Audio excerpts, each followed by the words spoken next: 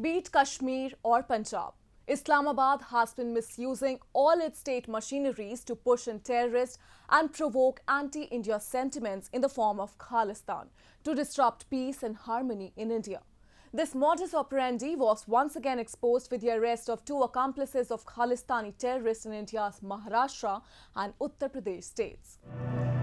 Pakistan's inter-services intelligence has been tactfully using Khalistani terrorists for unleashing violence in India.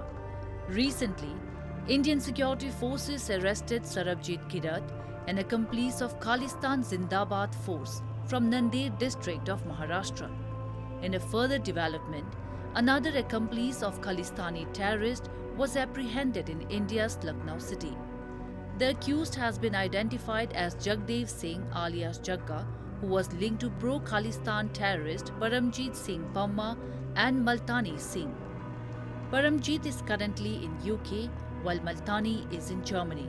Both of them are accused of carrying out anti-national activities in Punjab and supplying weapons to promote terror and harm peace and religious tolerance of India. The arrest of two pro-Khalistani terrorists from Maharashtra and UP who were receiving funds and directions from militant organizations in UK clearly indicate that militant organizations the world over are live and kicking and want to inflict huge damage to India should India give them an opportunity to do so. As of today, our vigil is very strong. There is stability in Punjab and revival of Sikh militancy is chances are almost zero. However, if there is potentially any instability in Punjab or elsewhere in the country, they could be exploited by Pakistan and anti-Indian organizations based in UK, America, Canada, Germany, Italy, Australia, New Zealand and elsewhere.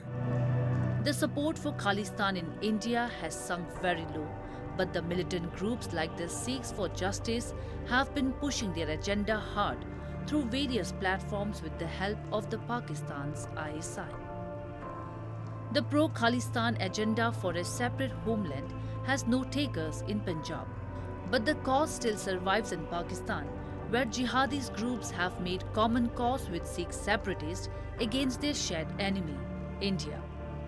While several Pakistan ISI chiefs in the past have been vocal supporters of the Khalistan movement, the Pakistani deep state seems to have now embarked on the K2, Kashmir to Khalistan strategy with newfound hate.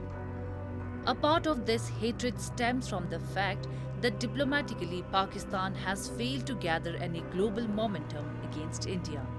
The controversial tweet by Pakistan's blundering minister Fawad Chaudhry last year in support of Punjabi farmers is also being seen from the perspective of intensifying the secessionist movement in India.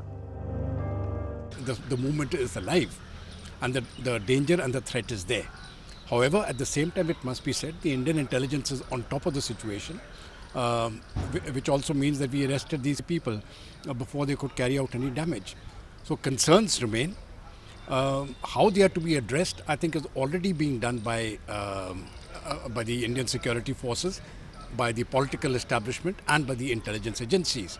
But it is going to be a long drawn-out battle, and I feel the battle lines are drawn, and we will see as to how it goes from here.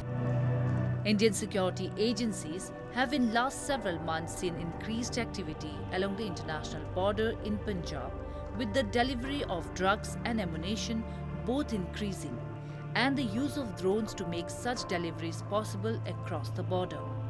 Agencies have also found that the most prominent Khalistan websites of Sikh for Justice are being hosted from a server based in Pakistan's Karachi city.